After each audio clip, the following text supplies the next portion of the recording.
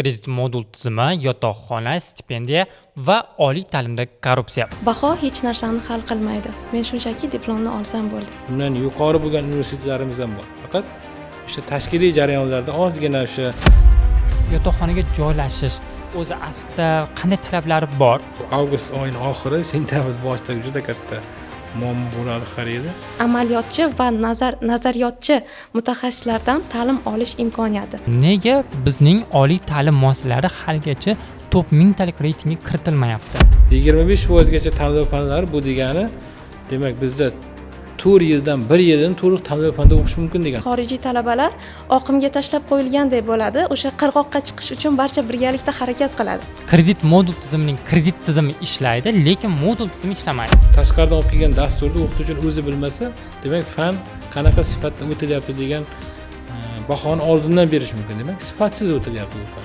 Ham tizimlar, lekin bitta plyus tomoni korrupsiyani oliy ta'limda anchagina kamaytirdi deb o'ylayman. O'qituvchini tanlashda qachonki fanlardan o'qituvchilar kamida 2 ta o'rnidan ko'p bo'lgan holatlarda buni qilish mumkin.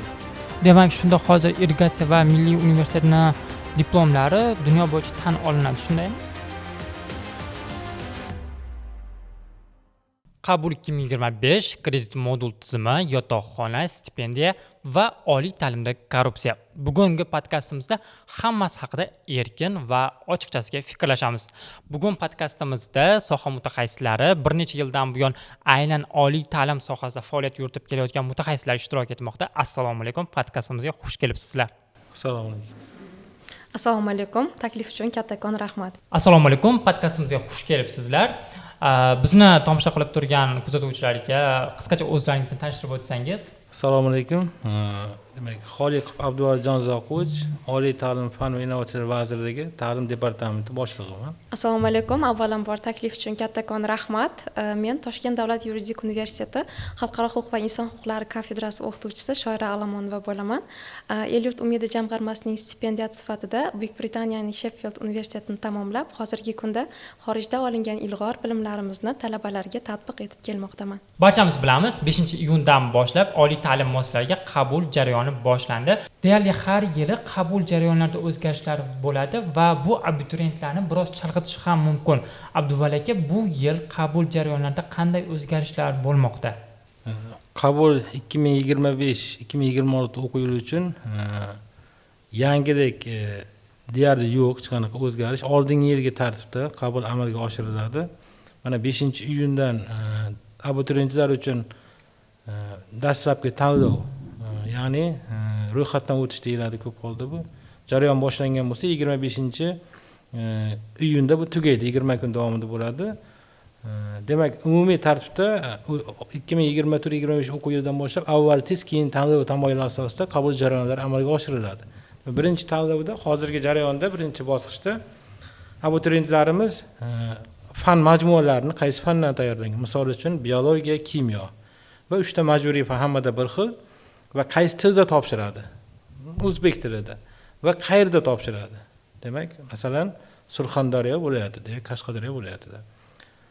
Mana shu o'zining demak xohishlarini belgilab chiqadi tanlovda. Va bu yakunlangandan keyin test jarayonlari bo'ladi iyul oyida. Test jarayonida aynan o'sha abituriyentimizga Surxondaryo viloyatida, ya'ni belgilangan hududda kimyo biologiya bloki bo'yicha o'zbek tilida test kitobchalari boradi va abituriyentimiz o'sha bilim va malakalarni baholash agentligi tomonidan ruxsatnomani olganda va ruxsatnomada belgilangan vaqtda belgilangan demak hududga yoki binoga borib aynan o'zi taklif qilgan, demak o'zi belgilagan fan va fanlardan o'sha o'zi bilan til bo'yicha testlarni topshiradi va o'sha oldingi yilgidek test natijasi har bir abituriyent uchun test topshirgandan keyin 1 sutkadan keyin javoblar o'zi aniq bo'ladi unga. Barcha jarayon, test jarayonlari tugagandan keyin esa abituriyentlarga muddat beriladi. Oldingi yilgi tartibda o'sha mos o'zini bloklari bo'yicha, fan bloklari bo'yicha demak ta'lim yo'nalishlari 5 tagacha yoki oliy ta'lim muassasalari. Bu yerda demak bitta ta'lim yo'nalishini 5 ta oliy ta'lim muassasasida bir xil tanlashi mumkin yoki agar mos kelsa bitta oliy ta'lim muassasasidagi 5 ta yo'nalishda ham tanlash mumkin. Shakllarda ham har xil tanlash imkoniyati beriladi. Bu yilda demak qabul jarayonlarida oldingi yilgidan yangilik yo'q. Shuning uchun chalg'ish kerak emas. Eng asosiy masala bor. Abituriyentlar ro'yxatdan o'tishda o'zidagi ma'lumotlardan foydalanish kerak. Ya'ni telefon raqamlari, o'ziga keladigan, xabar keladigan, demak, ma'lumotlarni kiritish kerak u yerga. Qandaydir boshqa odamning telefon raqamlarini kiritish yoki bizda bor, nima deydi, paynitdan ro'yxatdan o'tish deyiladi. U noto'g'ri bo'ladi, chunki bilim va malakalarni baholash agentligida xabar borganda o'sha kiritgan telefon raqamiga boradi xabar. Agar o'ziniki bo'lmasa, demak u boshqa odamga boradi va abituriyent bu yerda xabardor bo'lmasdan ertaga turli holatlar yuzaga kelishi mumkin. Shoir opa, aynan siz bu jarayonga necha yil oldin qadam qo'ygansiz? Aynan ozgina tarixga nazar tashlasak, sizda qanday kechgan abituriyentlik jarayonlari, qabul vaqti u vaqtda qanday edi? 2017-yilda birinchi marta o'sha Toshkent davlat yuridik universitetiga qabul qilinganman. Qabul jarayonlari haqida to'xtalib o'tadigan bo'lsam, u paytda hozirgi kunda barcha qabul jarayonlari raqamlashtirilgan, onlayn sistema orqali bemalol hujjatlaringizni topshirsangiz bo'ladi. Va 2017-yilda qabul jarayonlari to'g'ridan to'g'ri ta'lim muassasasiga borib hujjatlarimizni topshirgan holda amalga oshirilardi va javoblarimiz telefonimizga SMS xabarnoma sifatida kelardi va borib universitet binosiga natijalarimizni ko'rib olsak ham bo'lardi. Bevosita Abduvali aka, shu o'rinda endi qabul jarayoni o'tgandan keyin, test sinovlari o'tgandan keyin talaba oliy ta'lim muassasasida o'qishni boshlaydi va har bir talaba sifatli ta'lim olishni, doimiy tarzda bilim olishni xohlaydi va bizda sifatli ta'lim olish uchun nima kerak? Yaxshi ustozmi, mustaqil fikrlashmi yoki zamonaviy metodikami? Bugun oliy ta'lim vazirligi qanday yangiliklar qilyapti? Talabalarni bilim olish uchun, ilm olish uchun qanday o'zgarishlar qilmoqda? Sifatli ta'lim uchun barchasi kerak. Barchasi. Yaxshi sharoit mana oliygohlarimizda bu yaratildi. Uzoq vaqt talab qilsa ham sharoitlar yaratildi barchasi. O'qituvchiga ham, talabaga ham, hamma uchun.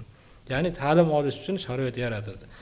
Endi bu yerda professor o'qituvchilarimizni demak dars berish nima deb salohiyati, oddiy qilib aytganda, dars jarayonlariga yangi metodikalarni kiritib borishi va darsda doimiy yangiliklar bilan bolalarni nima deb to'yintirib borish kerak bo'ladi.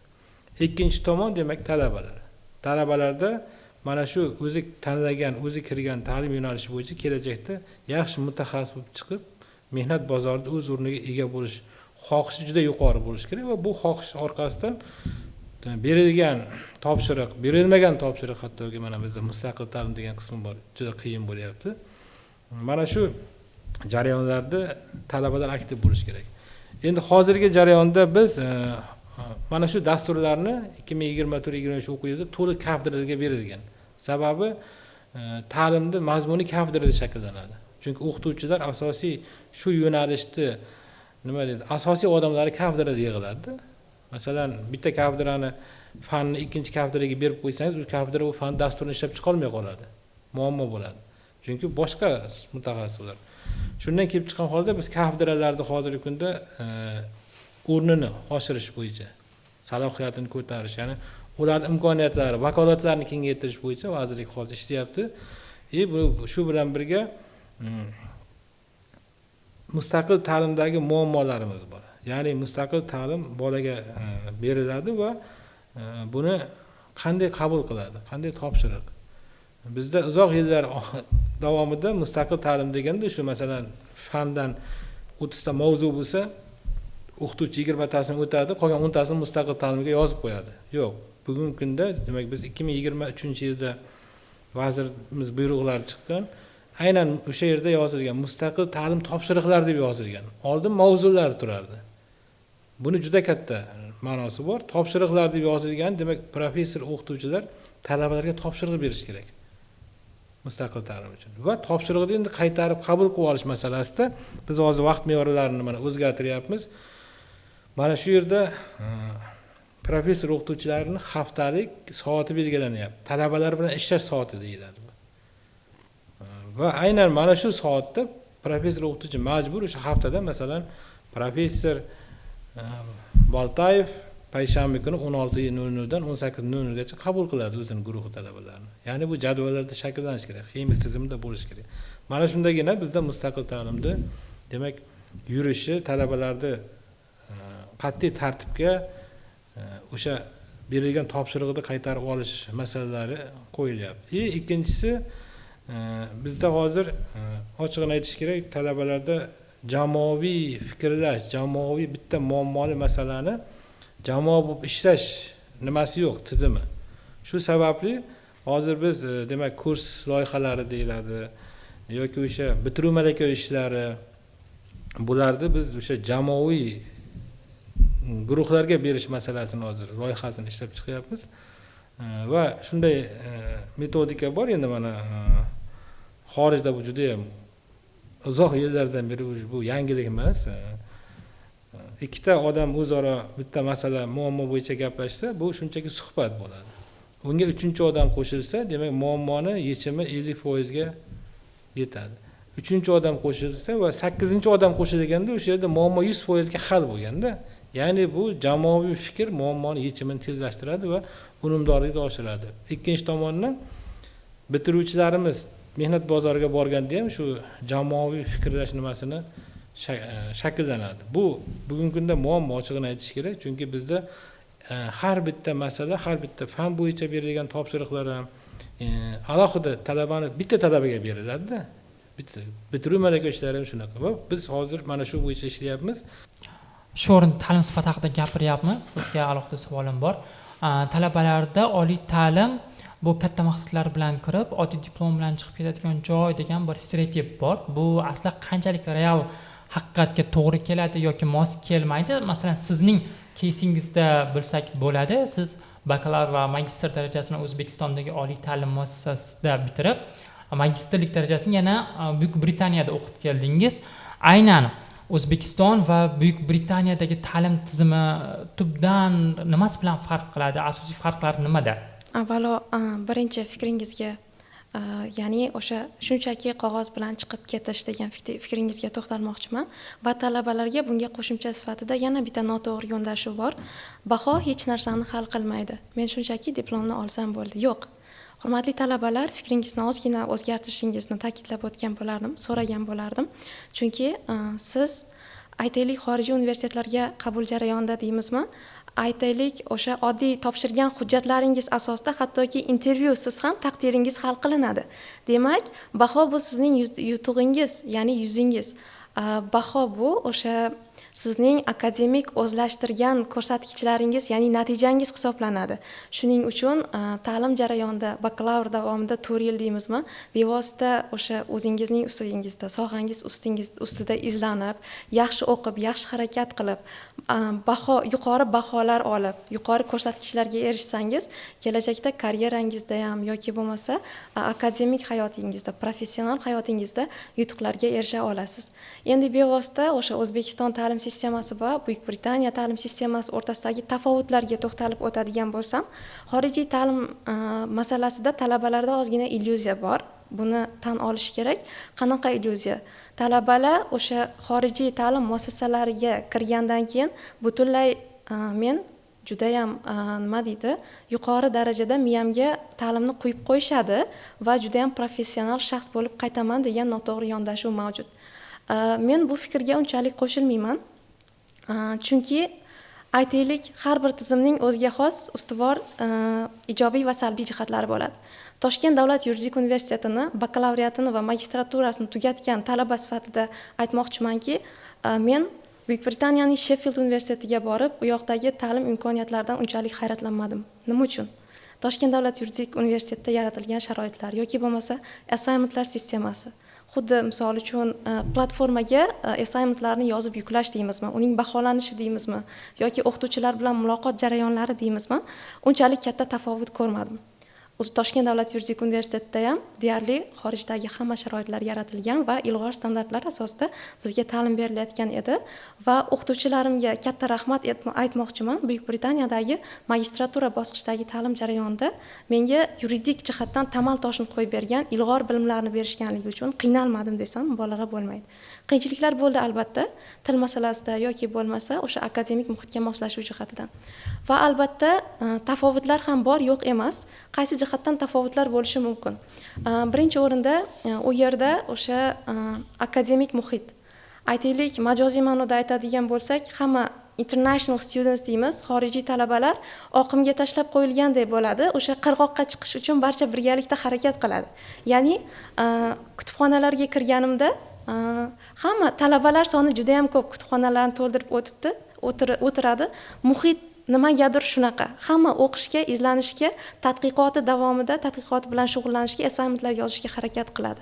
Vaqtini ko'proq mazmunli ta'lim olish bilan shug'ullanishga harakat qiladi. Bu birinchi tafovut. Ikkinchi tafovut bu professor o'qituvchilar. Albatta o'zimizning o'qituvchilarimiz ham juda ham bilimli va mutaxassislarimiz juda ham kuchli mutaxassislarimiz bor. U yerda tadqiqotim Jahon savdo tashkiloti doirasida bo'lganligi uchun birinchi qo'l deymiz, sodda qilib aytganda birinchi qo'l mutaxassislardan bevosita ta'lim olish imkoniyati mavjud. Ya'ni Jahon savdo tashkiloti doirasida bevosita panellarda ishtirok etgan, apellятsion tadbirlarda, ya'ni bevosita sud muhokamalarida sodda qilib aytadigan bo'lsak, ishtirok etgan mutaxassis, amaliyotchi va nazariyotchi mutaxassislardan ta'lim olish imkoniyati. Ya'ni o'sha mutaxassislarning bevosita o'zidan, arbitrlarning o'zidan ta'lim olish imkoniyati juda ham yuqori. Shaxsan mening ilmiy rahbarim, supervisor deyiladi xalq tilida.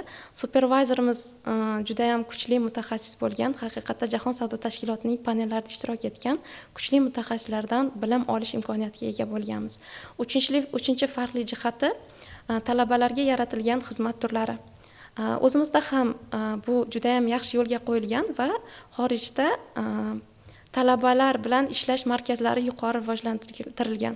Misol uchun dissertatsiya yozish jarayonida, akademik jarayonda sizga yo'ldosh bo'lib, boshdan oxirigacha qo'llab-quvvatlashadi. Aytaylik, dissertatsiyangizni tekshirib berish deylik yoki bo'lmasa xorijiy sayohatlarga birgalikda olib borish. Sizni aytaylik xorijda akademik ta'lim jarayonida depressiyaga tushishingiz mumkin, moslashish jarayoni bo'lishi mumkin. Bevosita sizga yordam beruvchi immigratsion xizmatlar bo'yicha servis turlarini taqdim etishadi va bu hammasi bepul, mutlaqo bepul asosda taqdim etishadi.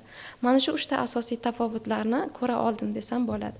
Va siz aynan Buyuk Britaniyada tekinga o'qib kelgansiz, ya'ni El-yurt umid jamg'armasi tomonidan sizning kontraktingiz, yashash xarajatlaringiz to'liq qoplangan va bu bilan astoydil maqtansangiz ham arziydi. Albatta.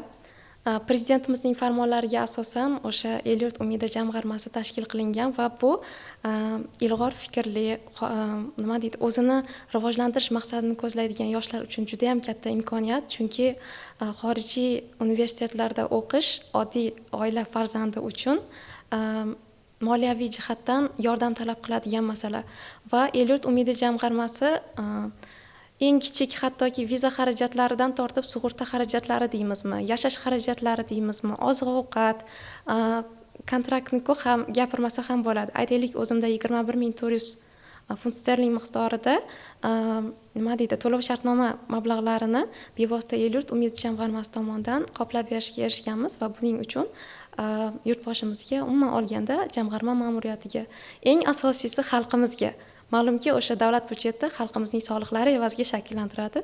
Rahmatlarimni yo'llab qolmoqchiman. Abdubor aka, menda doim bir savol qiynadi. Nima uchun bizning oliy ta'lim muassasalari top 1000 talik ro'yxatga haligacha kiritilmagan? Bunga nima sabab? Chunki talabalarning bilim saviyasi deydigan bo'lsak, talabalarimiz shunday talabalar bor, xorijda bevosita exchange dasturlarida qatnashib kelishyapti yoki mana bakalavr darajasini O'zbekistonda olib, magistratura darajasini Oksfordda, Kembridjlarda ham o'qishyapti. Demak, talaba aybdor degan bir tamg'ani olib tashlash kerak. Lekin shunday bo'lsa ham nega bizning oliy ta'lim muassasalari haligacha top 1000 talik reytingga kiritilmayapti? Endi bizda 2 ta oliygoh 1000 talikka kirdi. Buni 2024-yildan hammaning xabari bor. Mana 3-chisi Toshkent, bu birinchisi demak irrigatsiya universiteti, ikkinchisi Milliy universitet, mana uchinchisi harakat 2025-yilda yana harakat bo'lyapti. Bular soni ko'payishiga. Endi reytingga, xalqaro reytinglardan o'sha o'rin olish, kuchli 1000 talik, 500 talikka joylashdi. Talabalarning unaqa ta'siri juda ham kam. Talabalarda u yerda ayblash noto'g'ri hisoblanadi. Asosiy bu yerda ko'rsatkichlar professor o'qituvchilarning faoliyatiga bag'ishlangan. O'sha ilmiy faoliyatlar xalqaro o'sha nima deymiz, yuqori darajada mana Q1, Q2 deyiladi, o'sha darajada jurnallarda maqolalar chop etish, xorijdan professor o'qituvchilarni jalb qilish, borishi, xorijiy talabalar ulushlari, mana shu ko'rsatkichlar bu yerda oliy ta'lim muassasasini, oliygohni demak tashkiliy jihatdan, ya'ni rektorat desak, rektoratning faoliyati asosiy, uni ishni tashkil qilishi, olimlarni birlashtirilishi, mana bu yerda juda ham ko'p masalalar bor. O'sha tashkiliy jarayonlar yaxshi yo'lga qo'yilsa, oliy ta'lim muassasalarimiz, bu o'sha reyting 1000 talikka kiradigan oliy ta'lim muassasalarimiz soni yana ko'payadi. Bu yerda imkoniyat ham bor, sharoit ham bor. Masalan, o'sha irrigatsiya universiteti yoki Milliy universitet 1000 talikka kirdimi, demak, aynan mana shu imkoniyati va salohiyati aynan shu oliygohlardek, bundan yuqori bo'lgan universitetlarimiz ham bor. Faqat o'sha tashkiliy jarayonlarda ozgina o'sha ayrim bo'g'inlarni, ayrim mas'ullarni nima deymiz, e'tiborsizligi deymizmi, shu tashkiliy jihatdan tashkiliy jarayonlarga sal oddiy qilib aytganda qo'li kelishmasligi deymiz. Mana shu jihatlar ham xalaqit beradi bu yerda. Lekin oliygohlar bunga kuchli o'sha 1000 talik ro'yxatga kirishi mumkin. Demak, shunda hozir irrigatsiya va Milliy universitetning diplomlari dunyo bo'yicha tan olinadi, shundaymi? Endi tan olinish bu nargi davlatga bog'liq. Tan olayotgan davlatga bog'liq. Masalan, bizda ham o'sha 1000 talik, 500 talik kirgan oliygohlarni tan olamiz deymiz, to'g'rimi? Yoki o'sha PhD'ni himoya qilib kelgan bo'lsa, uni birdan sayensga tenglashtiriladi. Bu demak o'sha qabul qilayotgan oliy ta'lim davlatning siyosatiga, u davlat tomonidan belgilangan qonunchiliklarga bog'liq bo'ladi. Buni masalan to'g'ridan to'g'ri hamma joy tan oladi deb bo'lmaydi. Oddiy qilib aytganda, oliy ta'lim oliygoh agar kuchli 1000 talikka kirsa, uni imkoniyatlari kengayadi. Masalan, oddiy mana Milliy universitet yoki irrigatsiya universiteti xorijiy talabalar soni keskin ortdi o'tgan yili.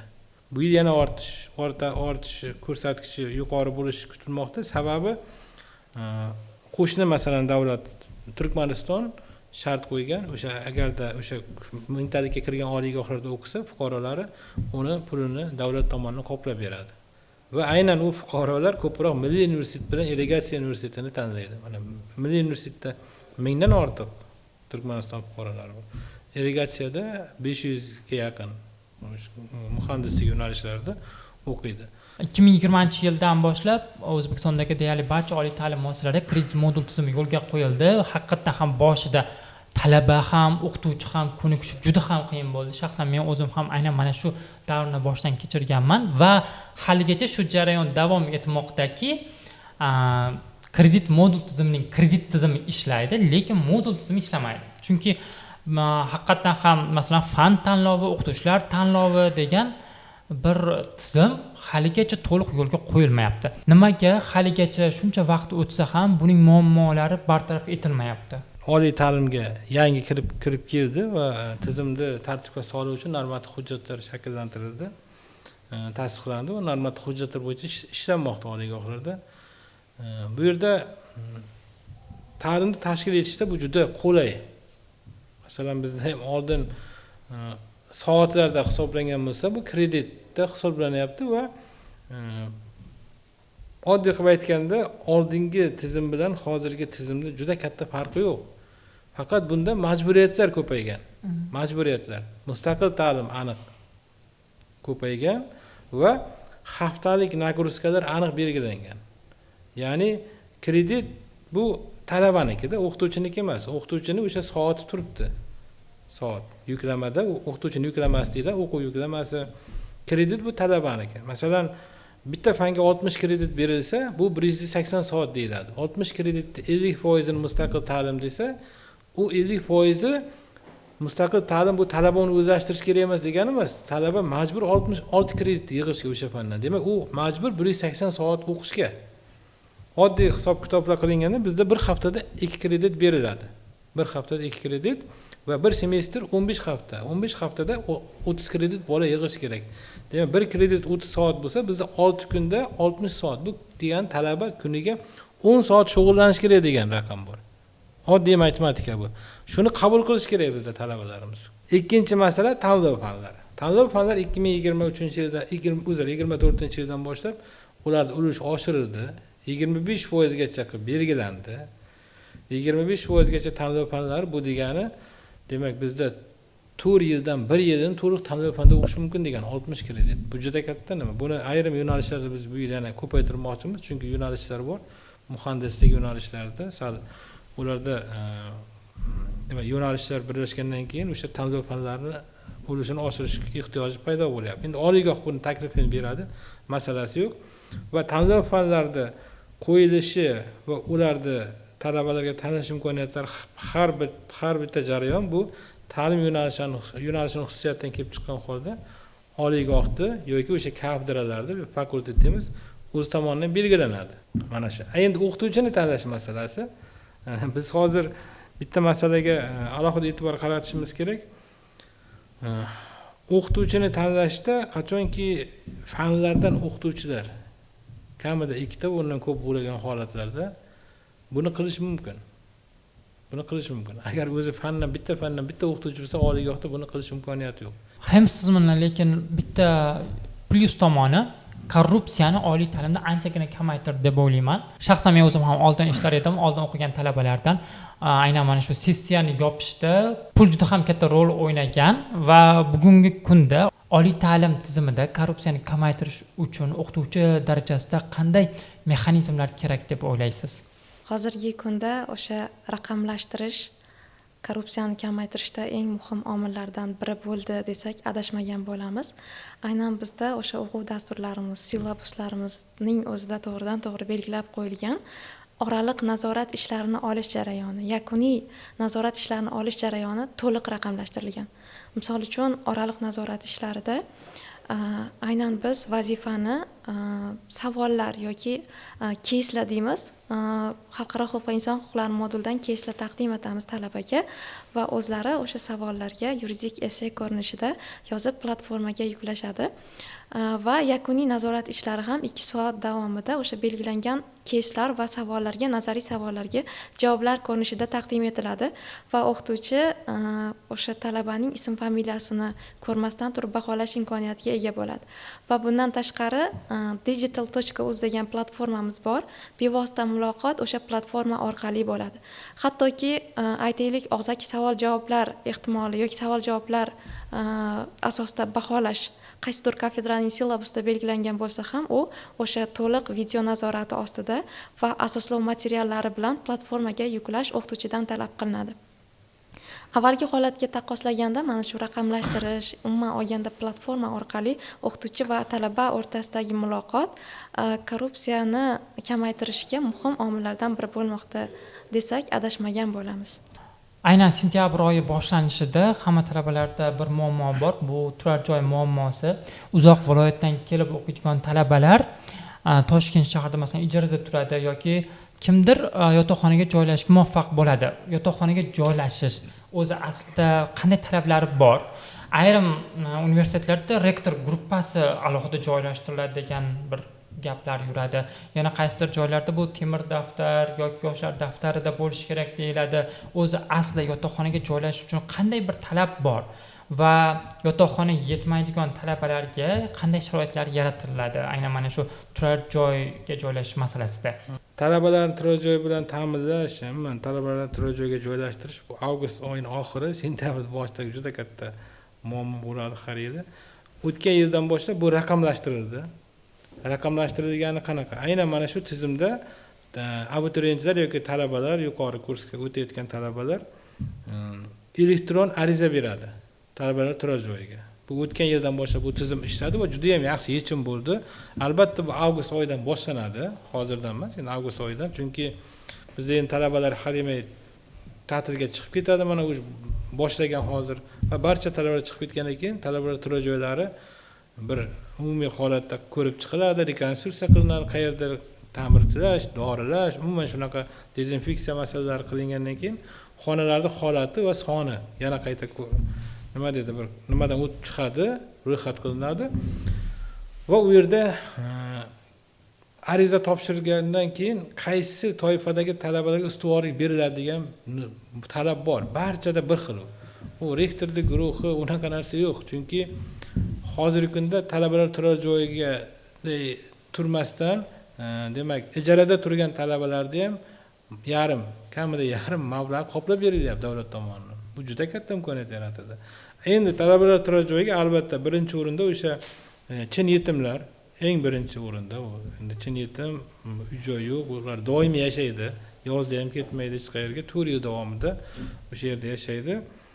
Nogironligi bo'lgan shaxslar, ijtimoiy holati oilaviy, o'sha temir daftar deymiz, yolg'iz onani farzandi, ya'ni boquvchisini yo'qotgan oilalar farzandlari, shunaqa toifalar bor. Mana shularga joylashtirilgandan keyin umumiy tartibda, demak, o'sha past kursdan yuqori kursga qarab keladi. Asosan bizda endi sen katta bo'lib qolding deb yuqori kurslarga eng oxirida beriladi. Albatta ularda ham boyagi ijtimoiy holatdagilarga beriladi. Unda muammo yo'q. Nogironligi nimalar va nogironlarga ko'proq o'sha birinchi qavatdan ular uchun qulay bo'lgan joylardan xonalar doimiy qilib beriladi. Hammasi inobatga olingan. Ikkinchisi, boya aytganimdek, ijarada yashaydigan talabalarda ham o'sha ma'lum mablag'lar qoplab berilyapti. Bugungi kunda mana ayrim hududlarda o'sha yotoqxonalarda bo'sh joylar paydo bo'lyapti. Chunki qisqa 3-4 yilda juda katta hajmda talabalar turar joylari qurildi. Bu oliygohlarni byudjetdan tashqari mablag'lari hisobidan, davlat dasturi doirasida, mana bugungi kunda o'sha DXSH asosida deymiz, davlat xususiy sherikchilik asosida har xil shakllarda yotoqxonalar qurilishi va talabalar turar joyiga bo'lgan ehtiyoj ancha qoplandi. Bu yil ham bu muammo bo'lmaydi, xudo xolasa. O'sha tizim orqali, raqamlashgan tizim orqali joylashtiriladi barchasi. Keling, Sho'rib biz bilan orzudagi oliy ta'lim haqida gaplashamiz. Siz 5 yildan keyin O'zbekistondagi oliy ta'lim muassasasini qanday ko'rasiz? 5 yildan keyingi oliy ta'lim muassasalarini aytaylik, hozir mutaxassisimiz ma'lumot berib o'tdilar. Top mingtalikda 2 ta yoki 3 ta oliy ta'lim muassasamiz bo'ladigan bo'lsa, 5 yildan keyin ularning soni oshadi degan umiddamiz. Chunki barcha universitetlar reytinglarda yuqori o'rinlarga chiqishga harakat qilyapti. Nafaqat o'sha yuqori o'rinlarga chiqish, balki o'sha professorlar, xodimlar salohiyatini oshirish. Aytaylik, Toshkent davlat yuridik universitetida Buyuk Britaniya Yevropa ta'lim sistemasini integratsiya qilish masalalari ko'rib chiqilmoqda va joriy yilning boshlarida ham Buyuk Britaniyadagi o'sha yuridik ta'lim bo'yicha ekspertlardan o'qituvchilarimizga treninglar o'tkazildi. O'sha treningda shaxsan o'zim ham ishtirok etdim va o'zim uchun yuridik pedagogik tajribalarga ega bo'ldim. Va har bir universitetda bunday islohotlar amalga oshirilyapti deb o'ylayman va bundan tashqari professor o'qituvchilarning salmog'ini oshirilishi, ta'lim sifatini bundanda yaxshilash, raqamlashtirish, zamonaviy shart-sharoitlarni joriy etish masalalari 5 yillardan keyin yana ham ilg'or ravishda tus oladi. Reytinglarda yuqori yo'nalishlarga chiqamiz. Nafaqat reytinglarda, balki hozirgi kunda ommaviy axborot vositalarida guvoh bo'lyapmiz. Aytaylik, iqtidorli talabalarimiz juda ham ko'p. Germaniyada umuman olganda fan olimpiadalarida yuqori ko'rsatkichlarni qayd etgan yoki bo'lmasa aytaylik, xorijiy ta'lim dasturlarida, xorijiy dasturlarda, xalqaro dasturlarda yuqori o'rin egallagan, umuman olganda iqtidori, salohiyati chet elnikidan qolishmaydigan talabalarimiz talaygina va o'sha talabalarimizning salmog'i oshgan holda, xorijiy universitetlardan kam bo'lmagan holda jahon reytinglarida yuqori o'rinlarga ko'tarilamiz degan umiddaman.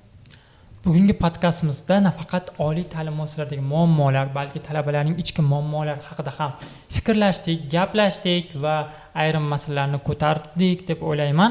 Va podkastimiz sizni o'ylantirgan bo'lsa, biz o'z maqsadimizga erishdik. Podkastimizga like bosing, o'z fikringizni bildiring va yaqinlaringizga ulashing. Katta rahmat. Rahmat kattakon. Rahmat.